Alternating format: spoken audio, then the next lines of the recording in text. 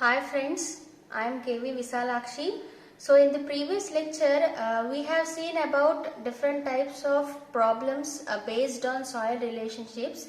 So now in this lecture, we'll see about what are the soil properties which are there. Okay, so before going for the soil properties, as we have discussed in the second lecture that how the soil is formed, okay, how the formation of soil has been occurred, like due to the process of weathering actions and physical disintegration and chemical disintegration, the soil was formed.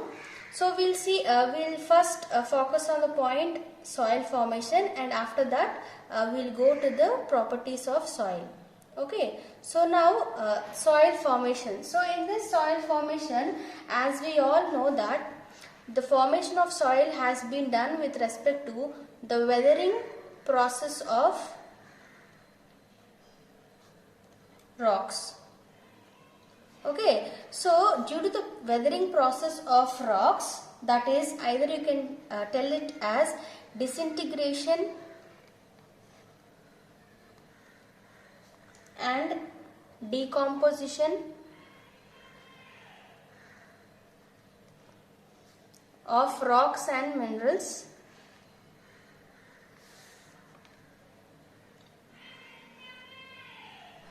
at or near the earth's surface.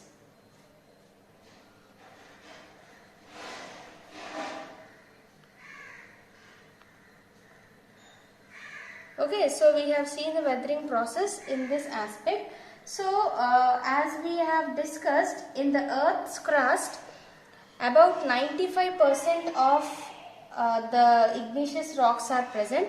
Okay, so in earth's crust, about 95% of igneous rocks are there, and a rest of the 5% consists of the combination of sedimentary and metamorphic rocks.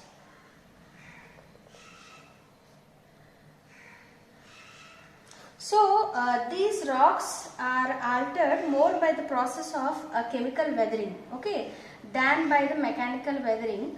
So as we have seen in the chemical weathering, it says that the minerals which disappear partially and fully, and new compounds are formed. Okay, so where the intensity of weathering depends like upon the presence of water and temperature and the dissolved materials in water.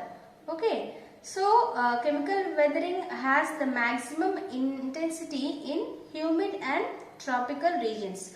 And now here we need to take one aspect, that is leaching. So what is the process of leaching, or what do you mean by leaching is, it is the process in which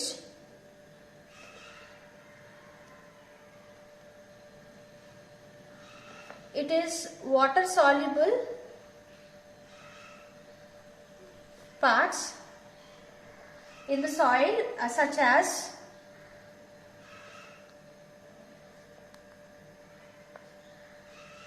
calcium carbonate are dissolved,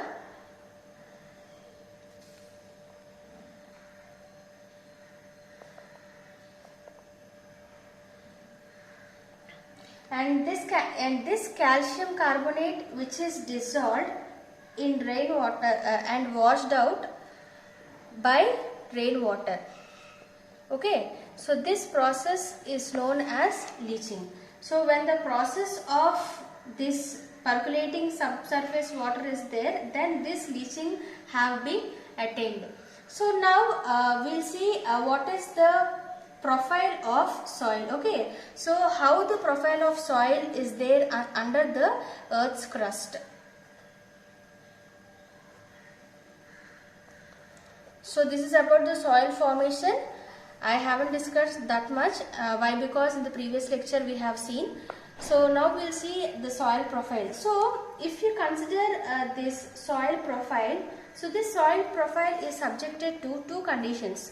One is physical condition and chemical condition, or else you can say that physical or chemical changes which are brought up by climate and other factors subsequently. So when you consider this soil profile, vegetation starts to develop the rainfall, and this process, that is leaching process, have became a wild way. Okay, and here gradually with the passage of geological unit, the place change takes place, and the changes can be the development of this soil profile. So now the soil profile is designated in sessions or zones. Okay, so this soil profile is considered in sessions. Okay, like 3 sessions are there. That is like A, B and C. I'll draw the diagram here. So these sessions or zones which are there in the strata of the soil or the ground surface represents the alterations in the original soil. So these alterations in the original soil material which have been brought about, it is with respect to the weathering processes. So it may extend to different depths at different places, and each stratum may have varying thicknesses. So the soil profile have different sessions or strata. I'll show you the diagram.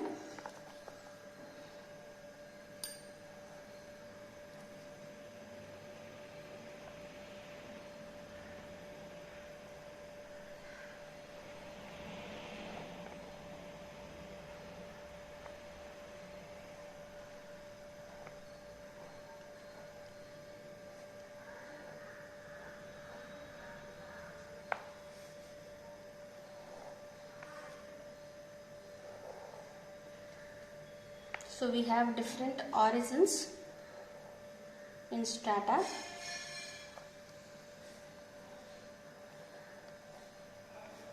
So this portion is nothing but your A horizon.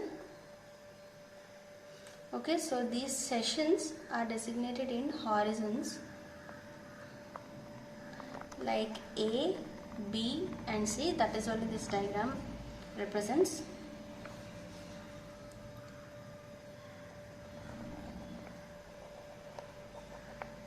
Okay, that is the portion of A horizon.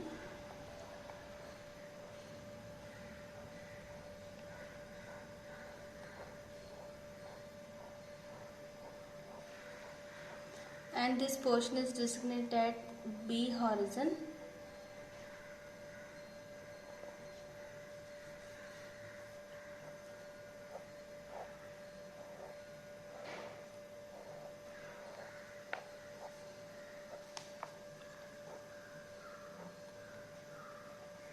And this one is C horizon. So in this C horizon, it is designated in 2 things, C1 and C2. I'll explain what is that C1 and C2 horizons.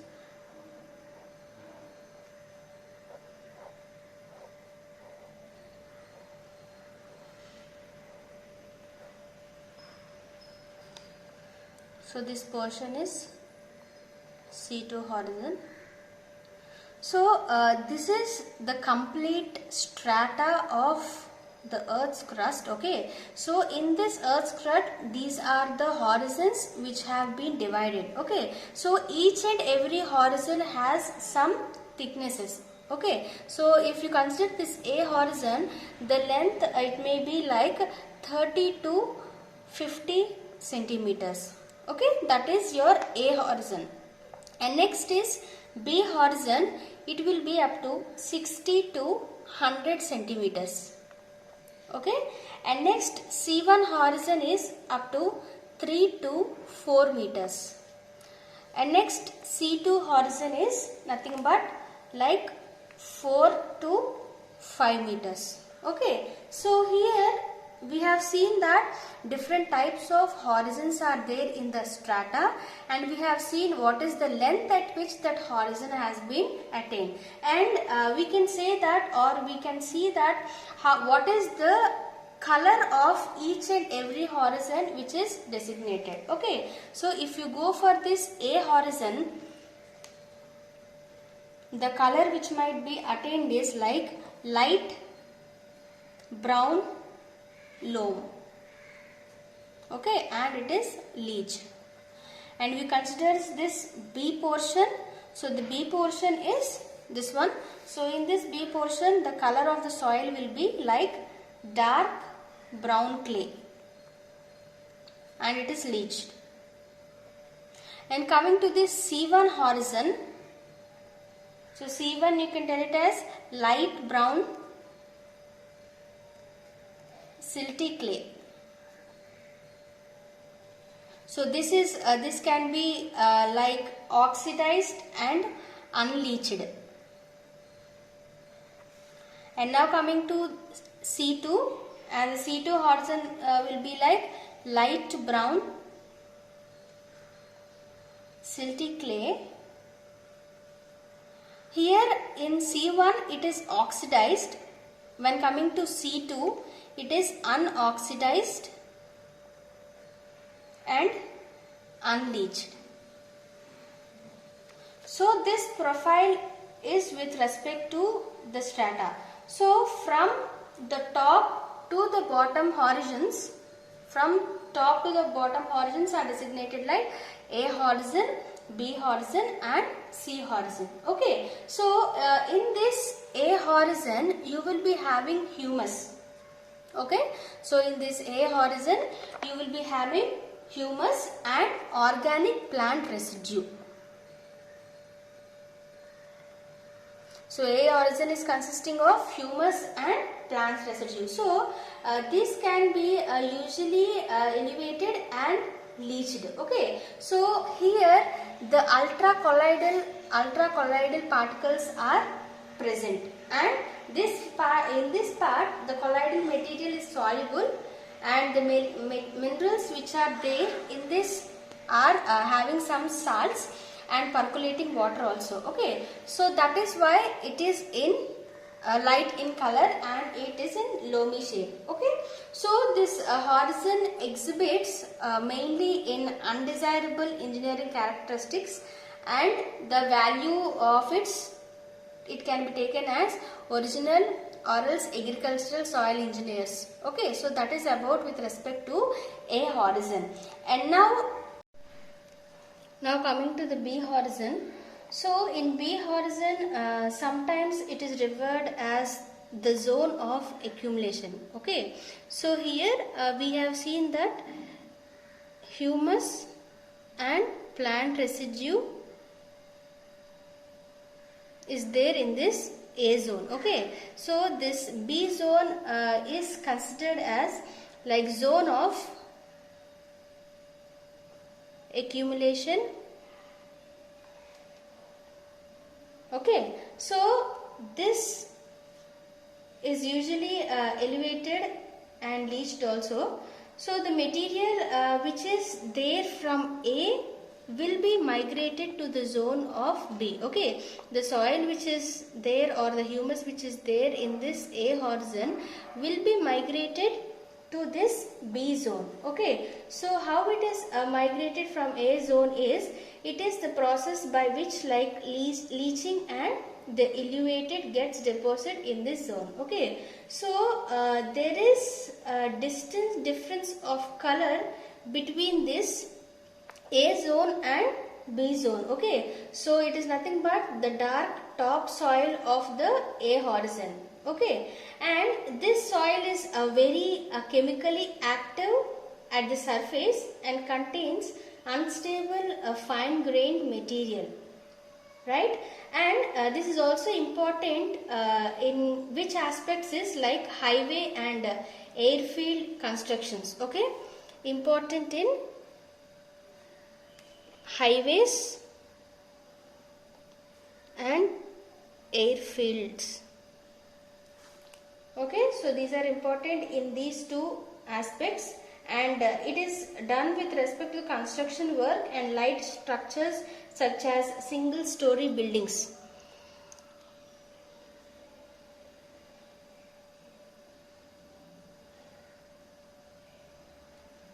and in which the foundations are located near the ground surface. Okay, so the thickness of the horizon may ranges from 60 to 100 centimeters. So now coming to this sea horizon, so the material in the sea horizon is in the same like physical and chemical state of its first state, which is deposited by water or wind,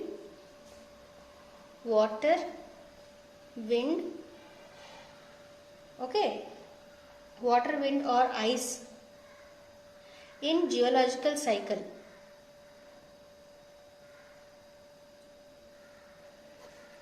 In geological cycle, these aspects will be there, and thickness of this horizon may range up to like 3 to 4 meters in the first case, in first C1 horizon, and next C2 horizon it maintains up to 4 to 5 meters. And the upper region of this horizon is often oxidized, as we have seen in the sea horizon. The color of the clay will be light brown, and which is silty clay, and the conditions were oxidized and unleached.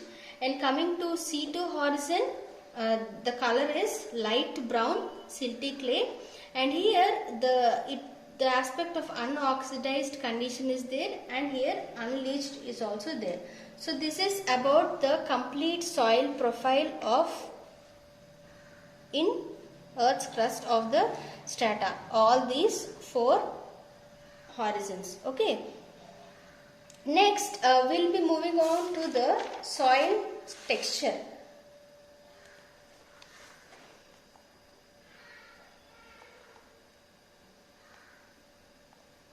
So, in this soil structure, if you consider these physical properties, so the physical properties play an important role in determining the soil's suitability for agricultural as well as environmental and engineering uses. Okay, so the supporting capability and movement, retention and availability of water, nutrients to plants, these are all the aspects which can take the properties of soil. Okay, so we'll see the physical properties with respect to soil on textural classification.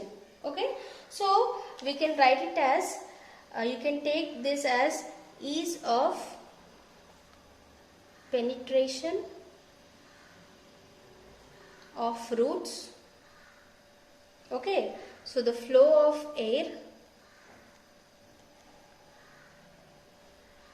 heat, and it is directly to the properties of soil.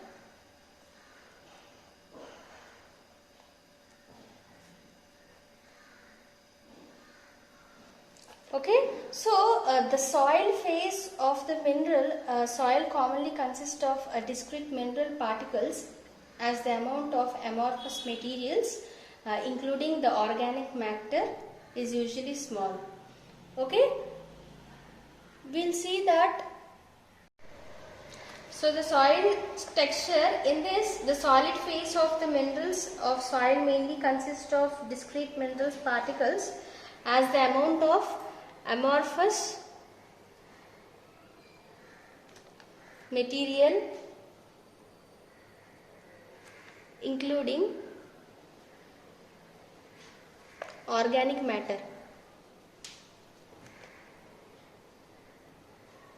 Okay, so which is usually small. So these mineral particles are not exactly spherical, but it's vary widely in their shape. Okay, so therefore what we can say is the particles are usually classified into 3 conveniently separable groups according to the certain shape range based on its equivalent diameter.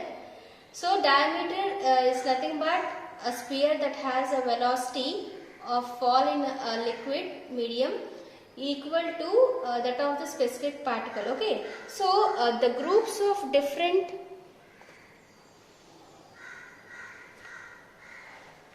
sizes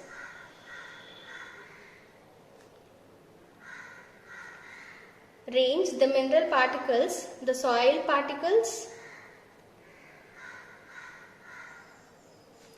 which can take as separates primary particles or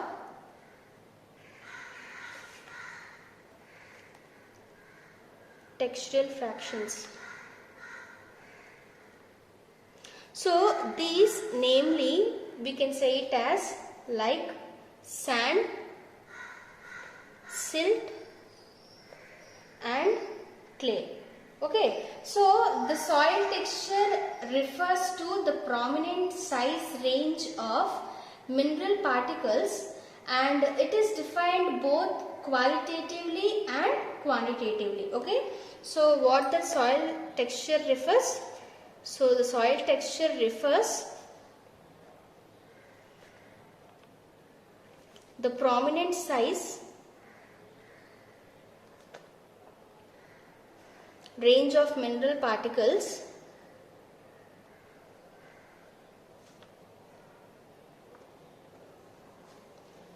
both it can be done qualitatively and quantitatively. So qualitatively refers to the feel of soil, whether it is a coarse and gritty or fine and smooth when rubbed between the thumb forefinger. Okay, so how is qualitatively referred? Okay, so how is qualitatively referred is, it is nothing but it refers to the feel of soil, whether it is a coarse and gritty or fine and smooth when you take in a thumb or forefinger. Okay, that is with respect to your qualitatively. And coming to next is quantitatively.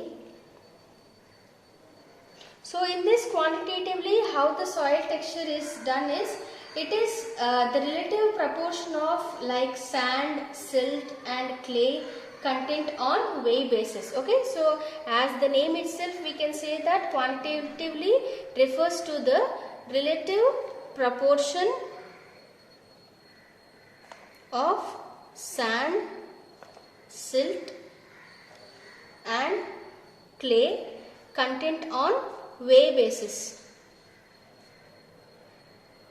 Okay, so the term soil texture is often used like interchangeably with the mechanical composition of soil. Okay, and it is more or less a static property affecting almost all other soil properties. Okay, and land use capability and soil management practices largely depend on this texture.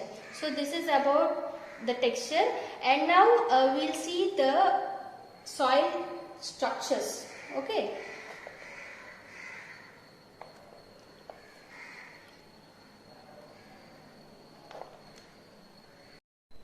So now we'll discuss about the soil structure. So soil structure is nothing but it is the arrangement of soil particles into aggregates and the pore spaces around them. Okay, so soil structure is nothing but arrangement of soil particles into aggregates and the pore space around them.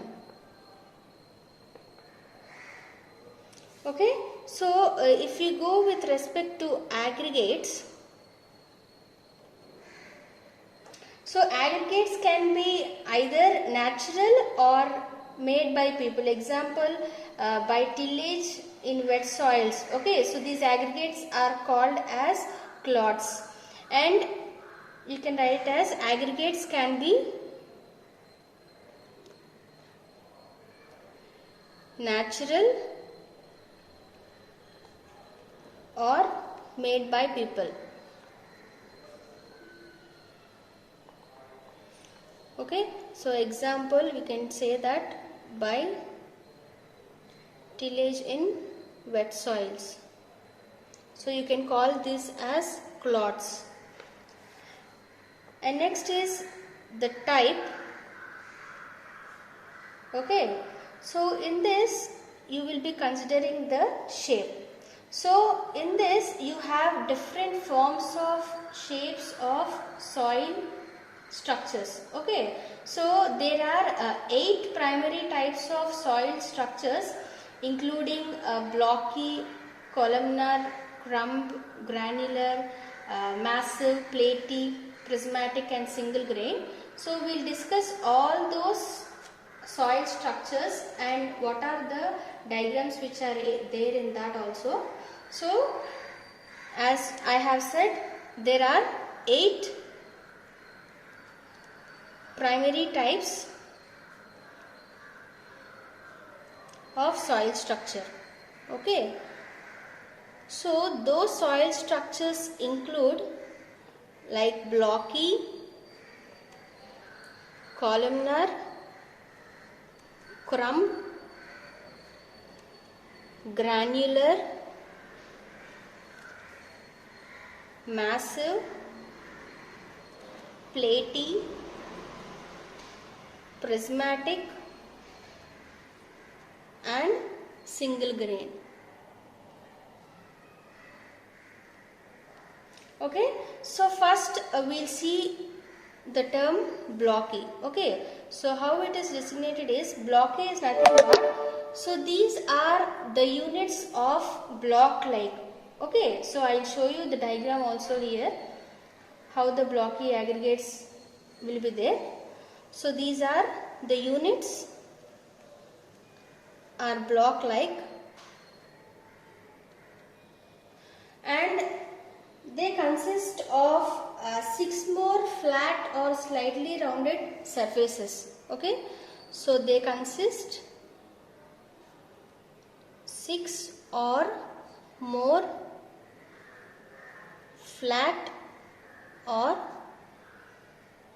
slightly rounded surfaces. Okay, so I'll show you the diagram how the blocky particles are there.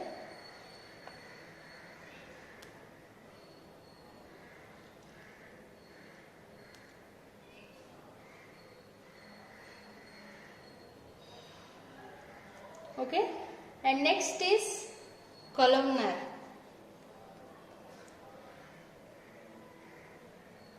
So what this columnar aggregate say that, so these are units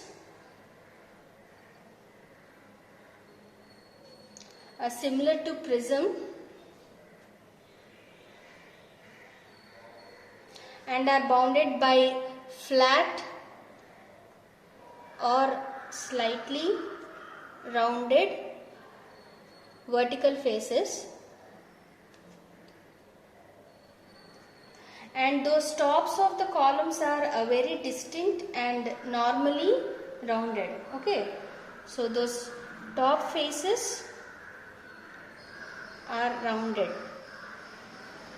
Okay, like this your columnar will be there, columnar aggregates will be there. Okay, and next is granular.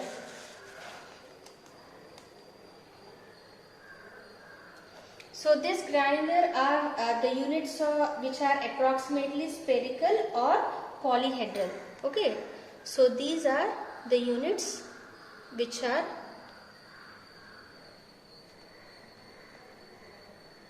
spherical or polyhedral. Okay, so these are the aggregates which are small and non-porous and held strongly together.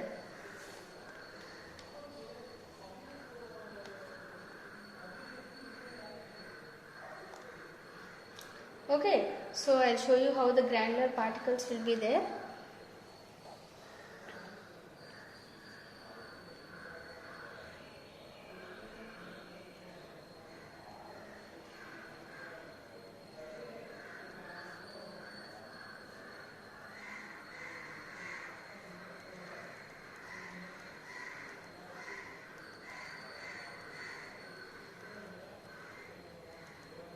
So this is your granular particles, and next we can go through the massive particles. Okay, so these massive particles are nothing but there is no apparent structure. So there is no apparent structure,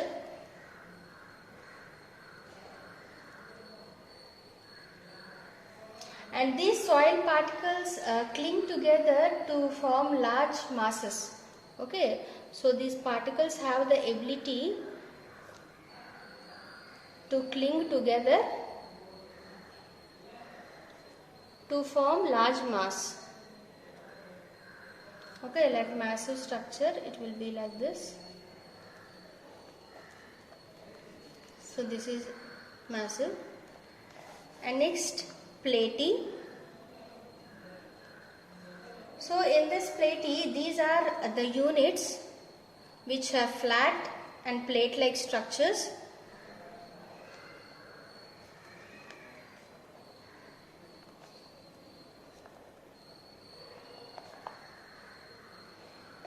So these are generally oriented horizontally. Okay, so we can say that the orientation is horizontally, and here the plates are overlapped and usually causing slow permeability. So the permeability nature is slow in this platy type. Okay, so you will be having like this.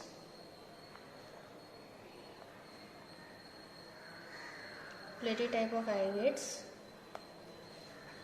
And next is prismatic. So in this prismatic, these are the individual units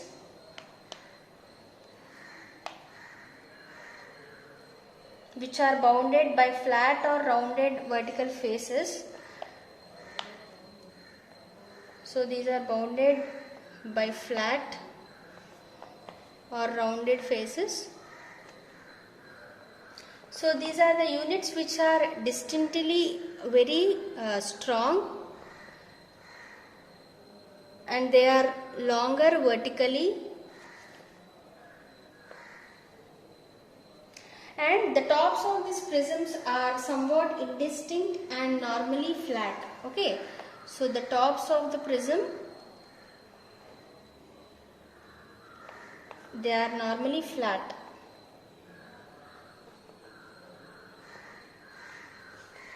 Okay, and next is single grain.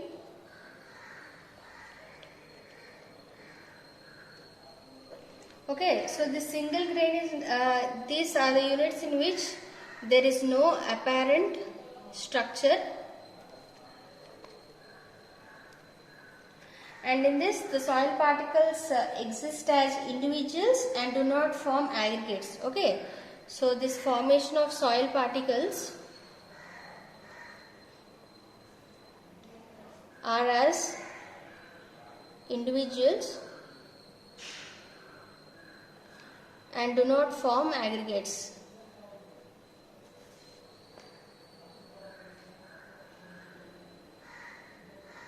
Okay, like single grains you will be forming.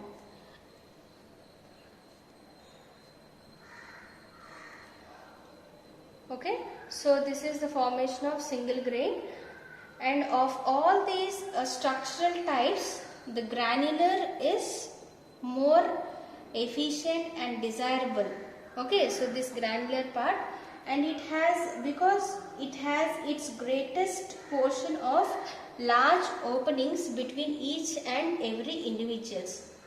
Okay, so the importance of this soil structure is, so the soil structure is important for several reasons, like it affects water and air movement in a soil. Okay, so that we can say. And next is like nutrient availability for plants, like plant growth or root growth or the microorganism activity.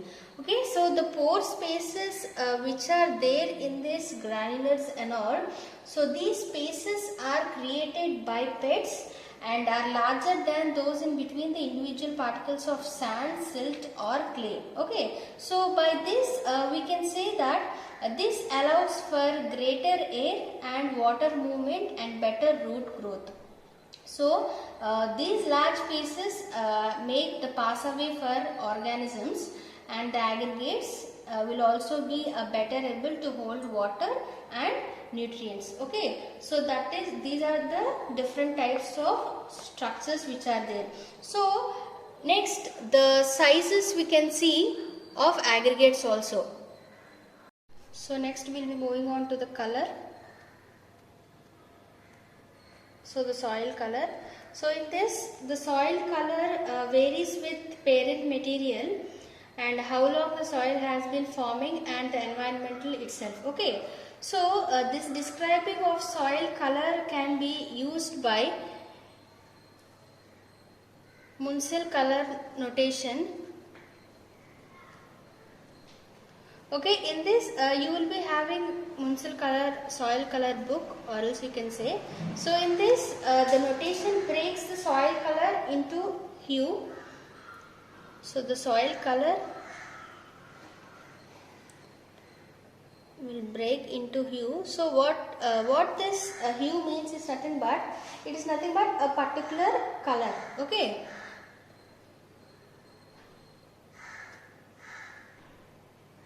And the light or dark, the notation has been changed is like chroma. So in this Munsell color notation book, you have two aspects. One is hue, and it is nothing but, it says that at what is the particular color that you have, and next is chroma. So in this chroma, you can say that it is how it is washed out or intense it. Okay, so in this Munsell soil books have color chips. In this color chips, all the scientists have precisely discussed or described about how to compare the soils. Okay, so the color of soil is one of the most obvious of its features, and the soil color may vary widely, ranging from white through red to black. Okay, and here it mainly depends upon the mineral matter and quantity and nature of organic matter, and how the amount of coloring oxides form like iron, manganese, and degree of oxidation.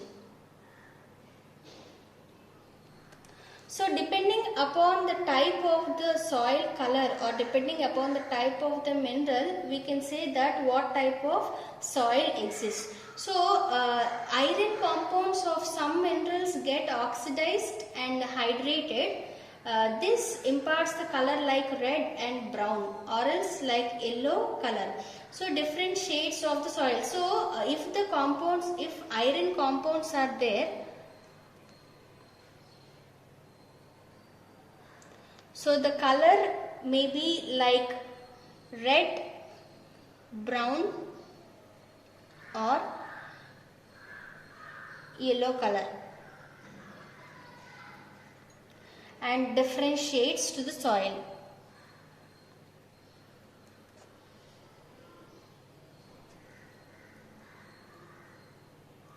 Okay, so because of this iron compounds which are present in soil, this type of color have been attained. And next, if the compounds like manganese,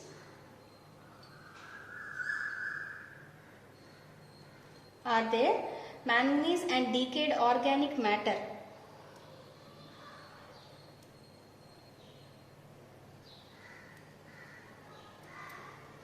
so if manganese and decayed organic matter are there, so they impart the color to soil.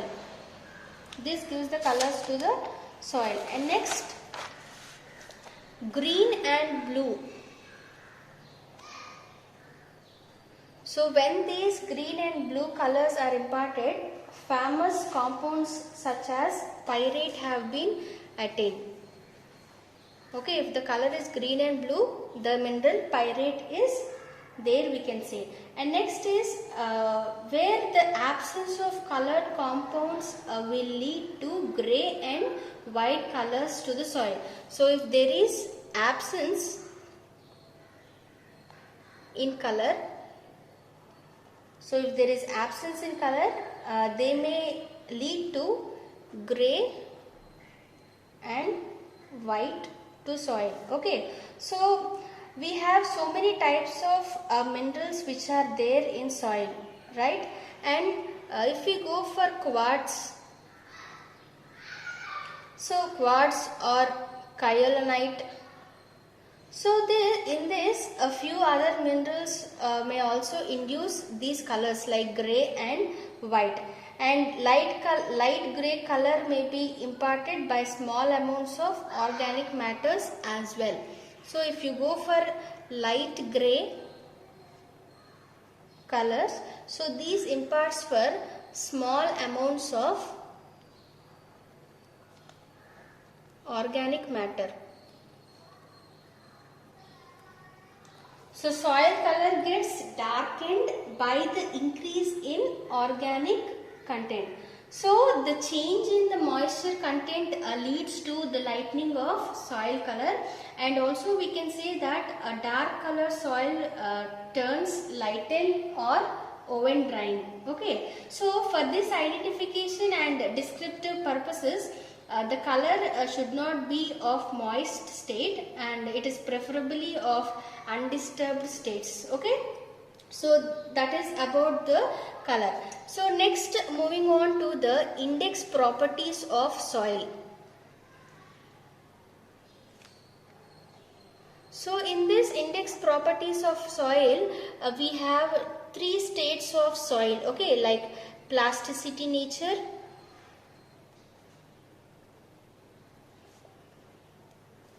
liquidity nature, and shrinkage nature. Okay, and we can call this as plastic limit, liquid limit, and shrinkage limit. Okay, so we'll discuss all these limits and index properties in your coming lectures. And next, moving on to compaction. Okay, so what do you mean by compaction is, it is nothing but the arrangement of particles in a soil sample in a compacted way by giving some loads. Okay, so coming to the definition of compaction, it is nothing but the process in which the stress is applied to soil and it causes densification as air is displaced from the pores between the soil grains. For example, if you take loose soil and compacted soil, I'll show you the difference here. So this is loose soil. Okay, so the particles are arranged like this. So this is without any load support. Okay, and this sample is compacted soil. So by giving the load, the soil is compacted. Is nothing but the arrangement of particle are densified. Okay, so densification is nothing but the interaction of particles and how the particles are arranged with each and every contact.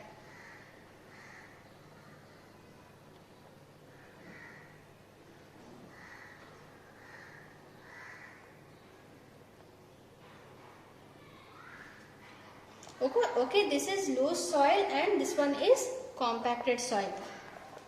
So compaction is nothing but the densification of soil. And next we can see that permeability. So these are all the engineering properties of soil. Okay, so if we consider the permeability, permeability is nothing but the ease with which water can flow through it.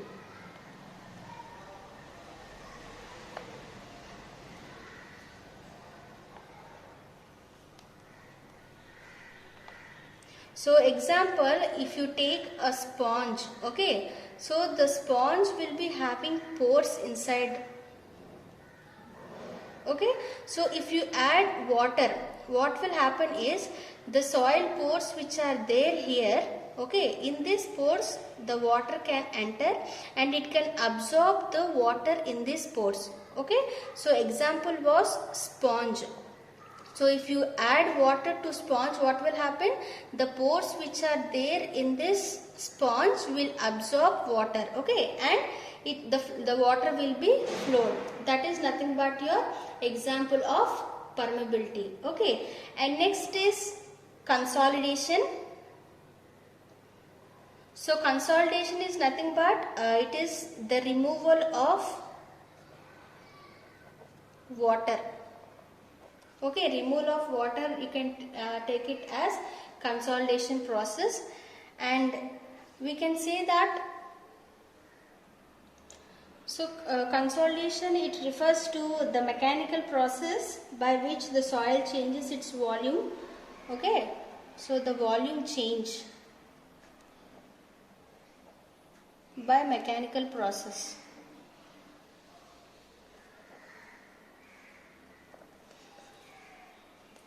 So there will be a change in pressure also. So this happens because the soil is a two-phase material and comprising soil grains and pore fluid. Usually you can say it as like groundwater. Okay, that is with respect to your consolidation. And next is shear strength of soil.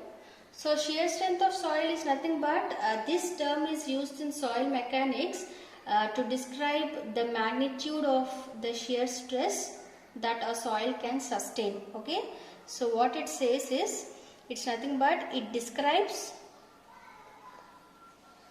the magnitude of shear stress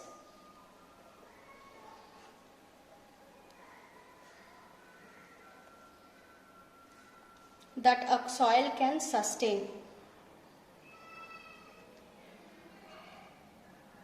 So the shear resistance of soil is a result of like friction and interlocking of particles and porosity, cementation or bonding at particle contacts. Okay, so these index properties, compaction, permeability, consolidation and shear strength of soil, so these are all our engineering properties of soils. Okay, so here I have discussed only the definitions, and in the previous lectures I will be discussing briefly about each and every engineering properties in the coming lectures. So thank you for watching this video.